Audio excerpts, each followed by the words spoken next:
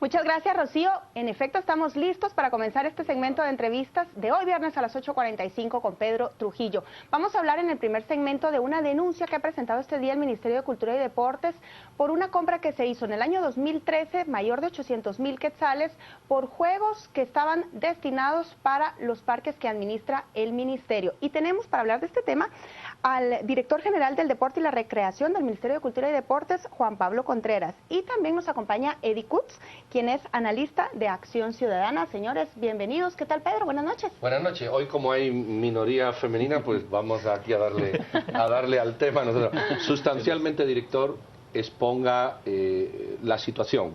¿Qué es lo que han denunciado?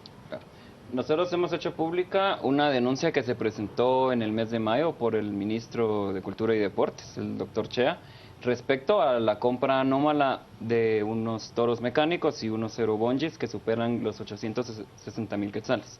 Y la denuncia es por se compraron sobrevalorados, se compraron y no se utilizan, se compraron y han desaparecido. Es decir, ¿cuál es Sí, los detalles específicos de la denuncia no los podemos revelar todavía, dado que el caso se encuentra bajo reserva y no podemos entorpecer el proceso. Sin embargo, está relacionado con los temas de la utilización de los toros mecánicos y los eurobonches. ¿Por qué está en reserva este tipo de casos?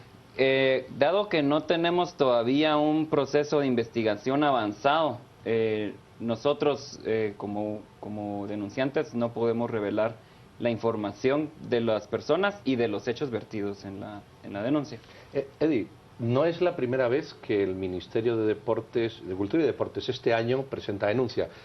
Ni en otras administraciones han visto irregularidades, pero sí es significativo que lo está haciendo el Ministerio de Cultura y Deportes, que antes no lo hacía, mucho menos el ministro. ¿Cuál es tu lectura?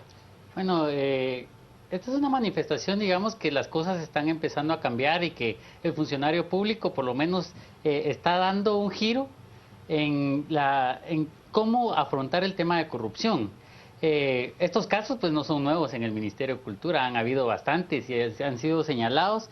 Pero es el reflejo de un sistema bien organizado de corrupción, podría decirse, porque también en el Ministerio de Cultura se estaban hablando de los sitios arqueológicos, que también esta semana fue un tema, y cómo los mandos medios o en todos los niveles del Ministerio existe este tipo de prácticas y es muy bueno que se den a conocer y es mejor que por parte del mismo ministro. A mí, antes de pasar a hablar de eso, me sigue generando duda de lo que nos habla Juan Pablo. A ver, un toro mecánico es un aparato para diversión de niños o de visitantes en general de uno de los parques del ministerio.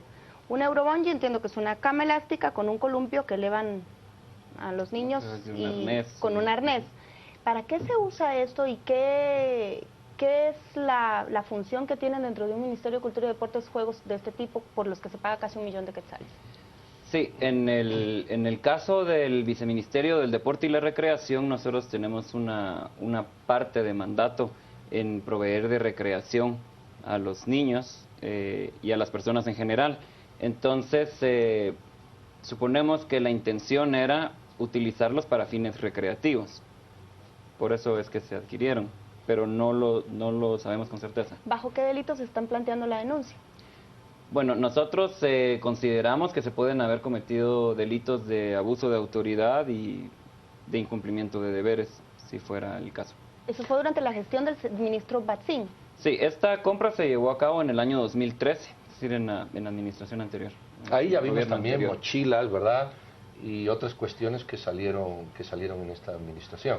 ¿Están ustedes auditando de alguna manera todo lo anterior para, bueno, con todo el derecho del mundo, es decir, para quedar sanos y salvos de lo que ahí pudiera haber y pudierais tener incrustado en el ministerio todavía sin prácticamente saberlo? Sí, de hecho, desde el inicio de esta administración, tanto el ministro como el viceministro de Deporte y la Recreación, junto con los demás viceministros, iniciaron procesos de investigación de los procesos actuales, procesos anteriores, buscando identificar posibles anomalías que venían dándose no solo de 1, 2 o 3 años atrás, sino que de muchos años atrás. Porque como bien lo mencionaban, el tema está bastante arraigado, el de la corrupción, y lleva bastante tiempo gestándose. El comunicado que ustedes publican hoy habla de 3 toros mecánicos, 2 eurobonges por más de 800,000. corresponderá al Ministerio Público determinar si se han cometido delitos de incumplimiento de deberes, abuso de autoridad, falsedad ideológica, falsedad material o cualquier otro derivado de acciones o omisiones que pudieran resultar o hayan resultado en perjuicio de la administración pública. Y como lo hemos invitado a usted precisamente para hablar de esta denuncia, yo sí quisiera que quedara un poco más claro qué es lo que están denunciando. Entiendo que los detalles no se pueden hablar, pero ¿cuál es la sospecha en este momento con respecto de estos juegos? La sospecha en este momento es que se haya cometido el delito de abuso de autoridad por realizar la compra si no estuvo justamente justificada y si no había un destino ya definido previamente a la compra. Es esa la razón por la cual los recursos del Estado están siendo subutilizados y fueron subutilizados desde el momento de la compra, dado que no están proveyendo de ningún tipo de beneficio. Esto provocó, perdón Pedro, la destitución del director, el antecesor suyo, el director general de Deporte y Recreación, el director de áreas sustantivas, el director administrativo financiero, el jefe financiero, jefe de administración de virado de procesos irregulares para la compra de los juegos autóctonos, los cuales fueron anulados. ¿Se habla del mismo caso en este comunicado o es por los trompos? No, las destituciones que ocurrieron previamente en julio y el mes de agosto corresponden a otros procesos que también están bajo investigación, de los cuales también existen denuncias. Y eso es actual. Eddie, tú decías una cosa que yo me voy a atrever a extender y ahí me gustaría oír tu comentario. Esto ya es una cultura. No sé si es correcto decirlo así. ¿En el Ministerio de Cultura? No en el Ministerio de Cultura. Es una cultura en el país, hay que decirlo así. ¿Puede una sociedad cambiar? Porque no son 4 políticos, 3 corruptos, eso es mentira. Es, perdón por decirlo así, todos estamos metidos ahí. ¿Qué se puede hacer? Como que hay menos que denuncian que más que corrompen o que actúan. ¿Cómo visualizáis desde tu organización esto? Bueno, desde nuestra perspectiva, pues es un poco difícil porque a pesar de que las personas sí manifestaron su inconformidad y aparte se han habido casos muy emblemáticos, hace falta la cultura de denuncia y también el tema de auditoría social. Por ejemplo, ahorita en cultura y deporte podemos ver que hay un aumento. En cada presupuesto aumenta. Creo que para tenían 30 millones más que el año pasado, pero esto las personas no lo conocen. Y aparte, ¿en qué se está invirtiendo? Vemos, por ejemplo, a un exministro enfrentando a la justicia, vemos que siempre es regularmente en las compras dentro del ministerio y que también hay personas que son los últimos usuarios, o sea, las personas que son el consumidor final de todos esos servicios que presta, no solo este ministerio, sino también todos los servicios que presta el Estado. Pero entonces, dentro de esas compras, ¿cuáles son los mecanismos para que las personas puedan participar, auditar, y cómo el Ministerio deja esa participación, la transparencia, el tema de acceso a información pública, y sobre todo también el tema de la ley de servicio civil que no permite, por ejemplo, a los buenos funcionarios dentro de las entidades a que tengan recompensas por su buen trabajo y que permite que personas que no manejan bien, que no son transparentes, que extraen recursos, estén trabajando ahí y se mantengan. Eddie, en el caso específico del Ministerio de Cultura, hemos visto que se está adelantando a posibles denuncias de la Contraloría o publicaciones de prensa que evidencien compras como esta de los juegos o las anomalías en el cobro de las tarifas en los parques arqueológicos. No es una dinámica que hemos visto en otros ministerios. ¿Cómo entiende usted lo que está haciendo el ministro de Cultura con 2 casos distintos, donde en menos de 3 meses hemos visto 2 denuncias? Incluso se reunió esta semana con el jefe de la CICIG para pedir que investiguen al viceministerio de Patrimonio? Hay un jefe de inventarios al que no pueden destituir y quiere el ministro como anticiparse a cualquier otro señalamiento desde afuera. Prácticamente se lo está haciendo él de adentro hacia afuera. Claro, sí, podría entenderse como un mecanismo también para que él no salga, o sea, como de protección. De protección hacia sí mismo también.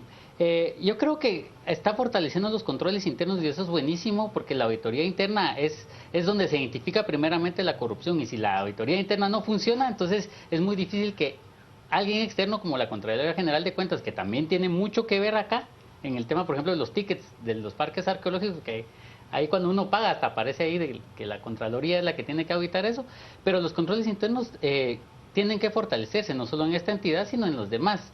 Y esta política que está siguiendo el ministro da ejemplo para los demás. Sí, es necesario. Yo creo que ha identificado propiamente, cabalmente, las compras y también todo lo que tiene que ver con los funcionarios de término medio, que es donde ahí está la estructura de corrupción. Vamos a ir a un corte comercial y vamos a seguir conversando con ustedes de esta cultura ahora de denuncia en el Ministerio de Cultura. Regresamos en breve y seguimos conversando, pero también leeremos sus comentarios en redes sociales. Ya volvemos.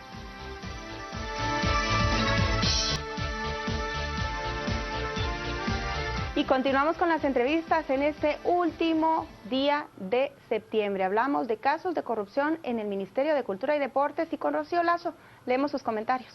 Gracias, llegó el momento de conocer cuáles son sus comentarios a través de nuestras redes sociales y le preguntamos, corrupción en el Ministerio de Cultura y Deportes, ¿qué opina? Tenemos ya la opinión de Michi López. Carlos Aguilar, con estado de calamidad aprovechan aún más. Carlos Aguilar, todos los ministerios, abundante corrupción. Y por último, la opinión de Denis Agastume. Qué raro, aquí la corrupción echó raíces en todos lados. Recuerde participar con el hashtag a las 8:45 para que todos sus comentarios salgan al aire. Volvemos con ustedes. Muchísimas gracias, Rocío. Seguimos con la conversación aquí en la mesa. Pedro, tú tenías una pregunta. Sí, yo quería, director, preguntar lo siguiente. ¿Qué tan fácil o qué tan complejo es para las autoridades de cualquier ministerio, en este caso de Cultura y Deporte, cuando quieren denunciar una estructura interna perfectamente anclada, posiblemente sindicatos o trabajadores que forman parte del tema, como los recolectores de entradas de los sitios arqueológicos? Y tercero, leyes absolutamente fuera de lugar que emplazan a alguien y por ley pues se pegan 3 años hasta que eso ocurra. ¿Cómo es esa experiencia y por qué no se cambian esas cosas? Sí, ya de por sí en el Estado hay bastante rigidez en cuanto al tema de la movilidad laboral. Es complicado mover o sustituir personas. En el caso de nosotros, dado que está emplazada la institución, no podemos realmente tomar una disposición respecto a una persona, a un trabajador, hasta que no tengamos el aval de un juez para poder hacerlo. Entonces, esto es un proceso que lleva varias etapas y lleva bastante tiempo también. Desde el inicio del proceso administrativo, que es cuando nosotros internamente podemos evidenciar o identificar un problema, luego se comienza el proceso paralelo, que es una denuncia penal, y luego esos procesos al final nos pueden a nosotros arrojar un resultado para poder destituir a alguien, pero esto no se puede hacer si el juez no lo autoriza, porque la institución está emplazada por sindicatos, precisamente. Ahora, Eddie, en el Ministerio de Cultura y Deportes se han destapado casos con negocios de distinto tipo, pero siempre poco relacionados con la cultura y el deporte. Vimos en época de la UNE que se compraron hasta sandalias, magdalenas, los viajes a la playa para Semana Santa. En el gobierno pasado hubo señalamientos de aquellos juegos mecánicos en el campo de Marte. ¿Qué es lo que tiene este ministerio que es tan suculento para negocios que no son quizás de gran envergadura, pero que igual cuestan millones de quetzales a la larga? Yo creo que el fondo de todo es que la corrupción efectivamente ha desvirtuado el fin del ministerio. O sea, no se le invierte al arte, no se le invierte a la cultura, a promover la cultura con los niños o adolescentes. El deporte no ha dado muestras tampoco de dar resultados gratificantes para Guatemala. Yo creo que en el fondo es la corrupción la que ha hecho que sea aún como botín el Ministerio de Cultura. O sea, se busca llegar ahí simplemente para poder hacer compras que no tienen ningún tipo de justificación para el fin que tiene el Ministerio. Yo tengo una pregunta para Ambros que quiero rescatar lo que Juan Pablo dijo. Estamos viendo el sindicalismo como problema. O sea, no rechazamos el sindicalismo, digamos que tiene su papel dentro de una estructura de relaciones sociales. Pero lo que sí vemos es que el sindicalismo y el sindicato actúa con mala fe, negocia saltándose los pasos, presiona a pesar de los diálogos y las negociaciones y encima utiliza unos procedimientos legales a todas luces absurdos, porque al final es el ciudadano el que paga eso y no se tiene que ver obligado. ¿por qué no hay una discusión pública y política sobre sencillamente derogar ese tipo de leyes? No sé si eso lo discuten en lo público o lo discuten en las organizaciones, pero es que estamos amarrados. Sí, yo creo que en buena medida, coyunturalmente, estamos viendo un cambio en esa dirección. Claro que como estas organizaciones han utilizado los recursos a los que ellos pueden, los cuales ellos pueden utilizar como una medida de instrumento para inmovilizarse dentro de las posiciones, pues lleva arraigándose muchos años. Yo sí creo que en estos últimos meses hemos visto una especie de shift hacia el inicio de una discusión seria respecto a las leyes y la normativa que regula el tema de servicio civil. La Oficina Nacional de Servicio Civil y su legislación y normativa correspondiente necesita ser revisada y actualizada de acuerdo a las necesidades reales de los ciudadanos, a modo de que no se conviertan en incentivos perversos para que las personas, sabiendo que pueden hacer las cosas mal, y no que puedan porque esté permitido, sino que pueden porque se los permite el sistema es perverso realmente. Entonces, a nosotros pues nos incapacita de alguna manera para poder actuar de manera oportuna, que es lo que quisiéramos hacer. Vuelvo al tema de los eurobonges y los toros. En la gestión donde usted está ahora, ¿cómo se conceptualiza la recreación que a ustedes les da duda, por ejemplo, estas compras y si fueron pertinentes? ¿Cómo define usted qué es recreación en este momento? Sí. El mandato que nosotros tenemos en el Viceministerio del Deporte y la Recreación es ocuparnos del deporte que es no federado, el deporte que es no escolar, ni de alto rendimiento, y entonces vemos todas las otras aristas del deporte y la actividad física entendida como recreación. O sea, ahí no caben juegos mecánicos. Sí tenemos un componente de recreación, pero eso es lo que tenemos que definir realmente a la luz de la ley que regula el deporte actualmente. Yo he visto a Eddie hacer así con la cabeza cuando nombró la palabra fatiga deporte, porque ese es un tema al que también habría que entrarle. ¿Es el Ministerio de Cultura y Deporte, según tu visión, este foco de discusión sobre problemas en contrataciones, o es uno de los más pequeños en esto? Porque tenemos otros problemas en la administración pública mucho mayores. Claro, yo lo miraría desde un punto de vista mucho más integral, porque por ejemplo ya en otros países la cultura y la recreación es muy importante para disminuir los índices de violencia. Por ejemplo, en otros países proyectos de recreación, de desarrollo cultural para los jóvenes hacen que en ciertos barrios disminuya la violencia porque están ocupando su mente en otras cosas, ¿verdad? Ahora, ¿qué se entiende por recreación? Es lo que hay que definir, porque se justifican compras sin siquiera saber para qué se van a utilizar. Juegos mecánicos, bueno, y se están usando, y qué tipo de beneficio va a traer. O sea, eso es lo que causa duda en este tipo de prácticas. ¿Y eso se mira aislado? Porque ahí tiene un punto muy interesante. Si yo voy a poner un toro mecánico o una peonza, ¿qué más me da?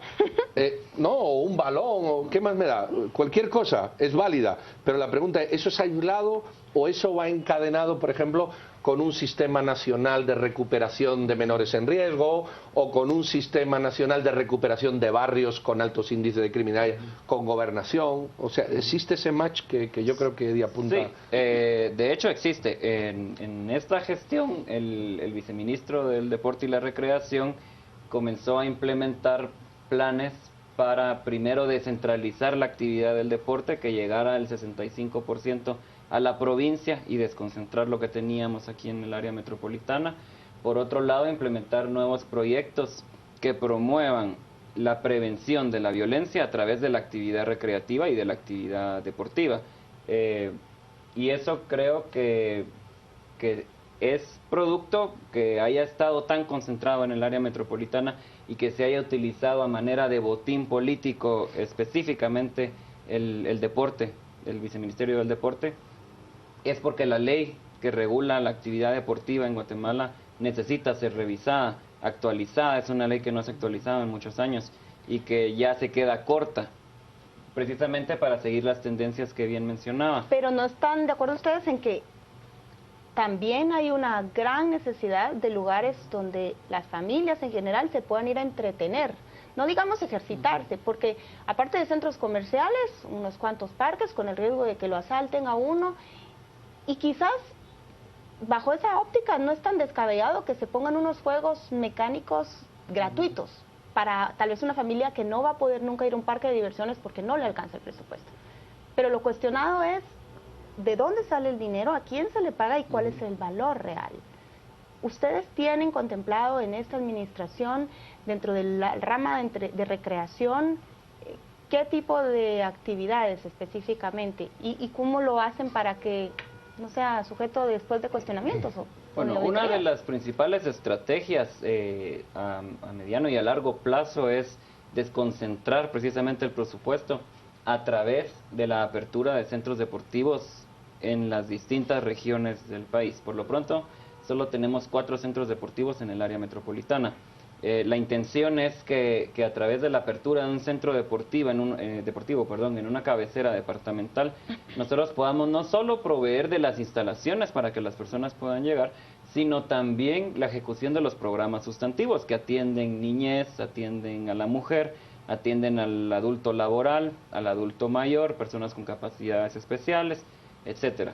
Y también tenemos academias deportivas dentro de los centros deportivos. Entonces, con la apertura de más centros, el presupuesto puede realmente orientarse al beneficio de los usuarios y no tanto a la compra masiva de cierto tipo de implementación que se concentra es estacional, cuando se compra la implementación y cuando se reparte. Ha habido muchas críticas al Ministerio de Cultura y Deporte por muchas cuestiones, por el tema cultural, por el tema deportivo, pero a mí se me estaba ocurriendo, en un país que es posiblemente el más multicultural yo creo que el del mundo, ni siquiera de América Latina, del mundo, un Ministerio de Cultura, a lo mejor debe ser un Ministerio de Multicultura. ¿Se echa en falta esa proyección cultural de la multiculturalidad? Porque estamos hablando como que en un eje muy plano. Bueno, que yo lo perciba así no significa que así sea, pero sí me gustaría oír sus opiniones, lo que se hace en este tema y la percepción, fiscalización o acción que hacen ustedes. Bueno, desde esa perspectiva, pues sí, primero hay que reconocer que somos un país pluricultural, o sea, y desde ese punto el reconocimiento de pueblos indígenas implica reconocimiento de su cultura y sus tradiciones, que efectivamente un Ministerio de Cultura debería de promover, y la inversión debería ir también para que estos pueblos indígenas o las etnias también garífonas, etcétera, puedan desarrollarse, que existan proyectos de promoción, programas de promoción, y que estos se relacionen cabal con la recreación, con la cultura, con todo. Yo creo que la perspectiva debe cambiar para que el ministerio enfoque esto a la persona y no solamente a las compras. Juan Pablo, el tema de la multiculturalidad, como los viernes final de mes, como que ya uno se atora. Sí. ¿Cómo sería? El tema de que sí, precisamente Guatemala es un país multiétnico, perdón, ahí está el viernes, multilingüe y pluricultural. Creo que hasta la fecha no se ha atendido en la manera adecuada. Sin embargo, actualmente en el Ministerio de Cultura y Deportes se ha hecho mucho énfasis en el tema de la cultura, incluso como motor del desarrollo, dado que para nosotros es un recurso importante como país, y que la cultura realmente puede ser una manera de impulsar el desarrollo de las comunidades que se dedican a las actividades que tienen que ver con aspectos culturales, ¿verdad? Y aquí podemos nosotros hablar de una gama súper extensa que no solo se queda en los textiles, por ejemplo, que podría ser una cosa que nosotros vemos con mayor frecuencia, sino que abarca la música, por ejemplo. Utilizando instrumentos precolombinos. La gastronomía, en definitiva, pues hasta las industrias que tienen que ver con la serviría de escaparate para el país, ¿verdad? Para presentar un país de más cosas que lo tradicional o lo típico puro. Sí. Lo que tradicionalmente se ha considerado como cultura, pero es muchísimo más rico que eso, y eso puede representar clústeres de industrias más complejos y que resulten en un mayor beneficio de las personas. Juan Pablo, Eddie, muchas gracias por conversar con nosotros. Se nos acabó ya el espacio para este segmento, pero esperamos tenerlos en otra ocasión cuando nos pueda ahondar un poco más en esa denuncia que han presentado hoy por esos 3 toros mecánicos y 2 eurobonges. Conocí hoy esa palabra, muchas gracias. Vamos a pasar al otro segmento, pero antes una pequeña pausa comercial y vamos a hablar de esa toma de mercados, que no solo ocurre en la zona 6, zona 18 y Chinautra, sino que pareciera que poco a poco los extorsionistas están obligando a comerciantes a cerrar sus locales ante la imposibilidad de hacerles los pagos que les exigen para poder subsistir. Regresamos en breve con este tema.